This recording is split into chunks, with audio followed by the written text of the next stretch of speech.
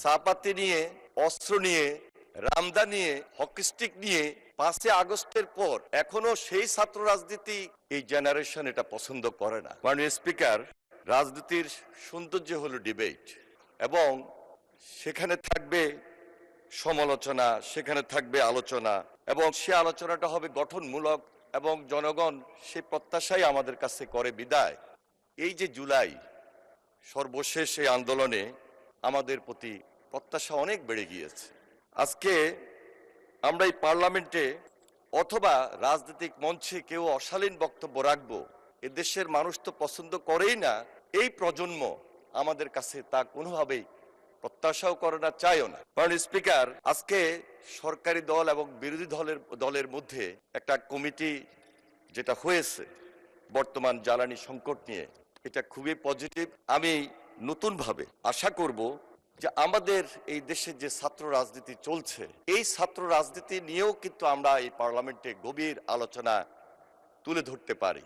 কারণ এখনো যে ছাত্র রাজনীতিটা আমরা গত 2-3 দিন যাবৎ লক্ষ্য করছি, এই জেনারেশন এটা পছন্দ করে না। কারণ ফ্যাসিস্টের ধারাবাহিকতায় চাপাতি নিয়ে, অস্ত্র নিয়ে, রামদা নিয়ে, হকি স্টিক নিয়ে 5 আগস্টের পর এখনো সেই ছাত্র রাজনীতি থাকবে, ছাত্র রাজনীতির ময়দানটাকে কলুষিত করা হবে। সুতরাং আমি মনে করি যেভাবে বর্তমান জ্বালানি সংকট নিয়ে একটা ঐতিহাসিক আলোচনা এই পার্লামেন্ট হয়েছে, ছাত্র রাজনীতি নিয়েও একটি আলোচনার পদক্ষেপ নেওয়া যেতে পারে। মাননীয় স্পিকার, দেশে যেমন জ্বালানি সংকট, তেমনি বৈশ্বিক অস্থিরতা, এবং এই অস্থিরতার মধ্যে মাননীয় প্রধানমন্ত্রী জনাব তারেক রহমান, তিনি যেইভাবে দক্ষতার সহিত এবং একটি স্থিতিশীল পরিবেশ তৈরি করে দেশের নেতৃত্ব দিয়ে যাচ্ছেন, আজকে বাংলাদেশের ইতিহাসে এই অধ্যায়টি বিরল।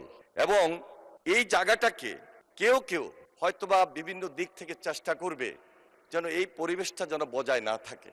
সুতরাং আমরা যেন একটু সবাই সজাগ থাকি, আমরা যেন একটু সতর্ক থাকি, সেই দিকটাই আমাদের কাছে সবচেয়ে বেশি বিবেচ্য। মাননীয় স্পিকার, সেই জায়গা থেকে আমি বলবো, বাংলাদেশের জনগণ মাননীয় প্রধানমন্ত্রীর প্রতি যে আস্থা এবং বিশ্বাস রেখেছেন, এবং এই নির্বাচনে সেটি হলো তার উজ্জ্বল দৃষ্টান্ত, এবং সেটি এদেশের মানুষ প্রমাণও করেছেন।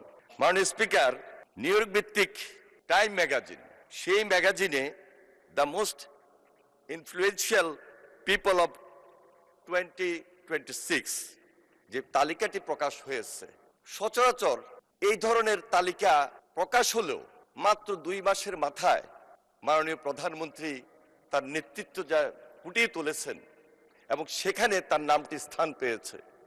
এটা দেশের গৌরব। এটা আমি মনে করি যে তারেক রহমানের নেতৃত্বের কারণেই এটা আজকে সম্ভব হয়েছে।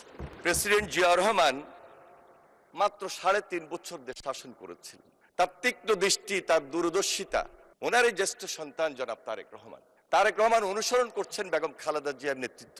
একই পরিবারের একজন প্রধানমন্ত্রী, আরেকজন হলেন এখনকার প্রধানমন্ত্রী, আরেকজন ছিলেন রাষ্ট্রপতি। এটাও কিন্তু বিশ্বের ইতিহাসে বিরল। ইচ্ছা করলেই একটা পরিবারের মধ্যে 3 জনেই একটা রাষ্ট্রের নেতৃত্ব দিবেন, দেশের নেতৃত্ব দিবেন, সহজে চোখে পড়ে না। মাননীয় স্পিকার, একটা দেশবান্ধব, জনবান্ধব, গণবান্ধব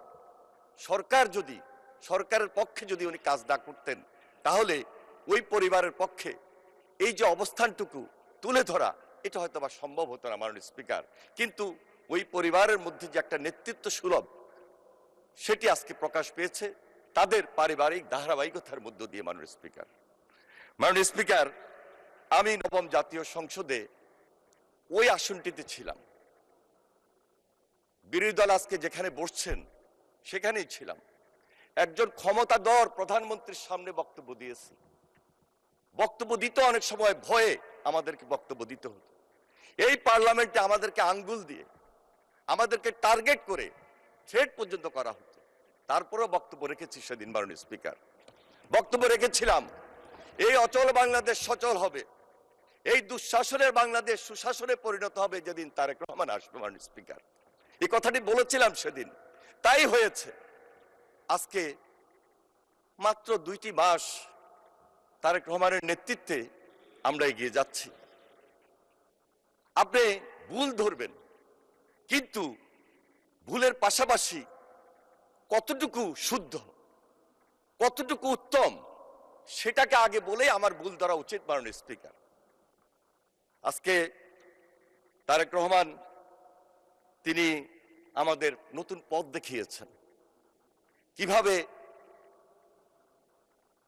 ফ্যামিলি কার্ড, কিভাবে কৃষি কার্ড, কিভাবে এই যে পিতার মতো একটা জনপ্রিয় কর্মসূচি, খাল খনন কর্মসূচি নিয়ে আসতে হয় এবং 60 দিনে 60টা কর্মসূচি নিয়ে জনগণের পাশে দাঁড়াতে হয়, পজিটিভ রাজনীতি কিভাবে করতে হয়, ওই যে পিতার মতো তীক্ষ্ণ দৃষ্টি এবং দূরদর্শিতা নিয়েই কিন্তু তিনি এগিয়ে যাচ্ছেন। মাননীয় স্পিকার, আমার বিশ্বাস আজকে এই হাউসে সর্বসম্মতি কমে আমরা যেভাবে ঐক্যবদ্ধ হয়েছি, বাধা আসবে, বিপত্তি আসবে, মত থাকবে, পথ থাকবে, কিন্তু ঐক্যবদ্ধতাই আমাদের আসল হাতিয়ার। মাননীয় স্পিকার, আমরা তারেক রহমানের নেতৃত্বে এই বাংলাদেশটাকে সুন্দরভাবে দেখতে চাই, দেখতে পারবো। মাননীয় স্পিকার, যদি তার হাতটাকে আমরা বেশি বেশি শক্তিশালী করি।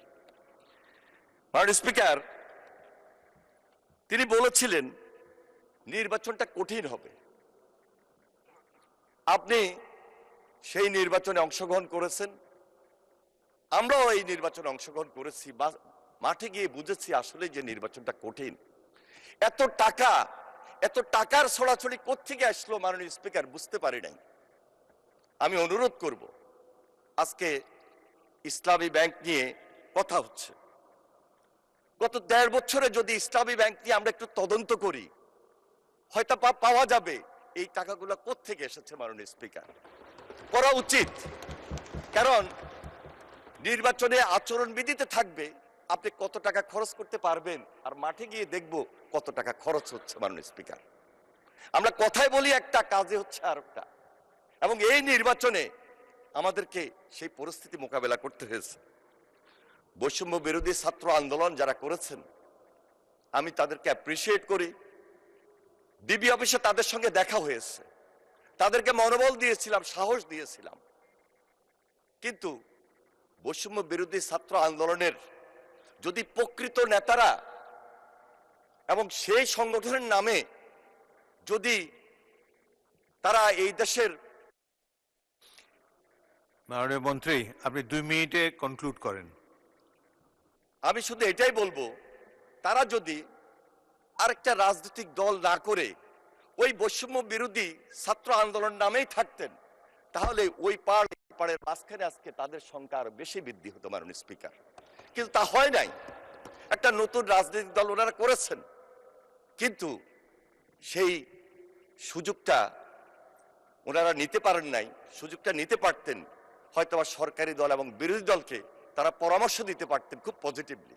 কিন্তু কেন এই যে গত 1.5 বছর নির্বাচনের আগে কিছু স্বার্থের কারণে, আমার মনে হয় এটাও একটু আমাদের চিন্তা করা উচিত। আসলে ছাত্র রাজনীতির সুবাদে, আন্দোলনের সুবাদে সেখান থেকে কোনো সুযোগ নেওয়া যায় কিনা। আমার মনে হয় কিছুটা সুযোগ কেউ না কেউ নিয়েছেন, সেটা আমাদের জন্য ক্ষতি হয়েছে। মাননীয় স্পিকার, দেশবাসীর জন্য ক্ষতি হয়েছে। আজকে তাই আমি বলবো, জুলাই সনদকে কেন্দ্র করে বিরোধী দল এমনভাবে বিষয়টি উপস্থাপন করছে যেখানে সরকার ও বিরোধী দল মুখোমুখি একটা পরিস্থিতি তৈরি হয় না।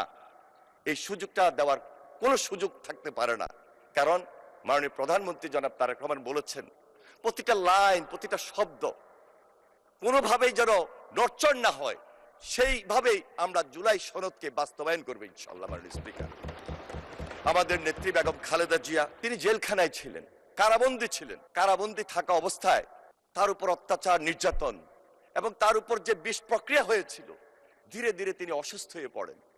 তিনি লিভার সিরোসিস, পরিপাকতন্ত্র মধ্যে রক্তক্ষরণ, হৃদরোগ, ডায়াবেটিস, আর্থ্রাইটিস, বিভিন্ন রোগে আক্রান্ত হন এবং বিভিন্ন ধরনের পরীক্ষা নিরীক্ষায় এই সমস্ত রোগ ধরা পড়ে। ধন্যবাদ মাননীয় মন্ত্রী, ধন্যবাদ। তিনি মৃত্যুর মুখে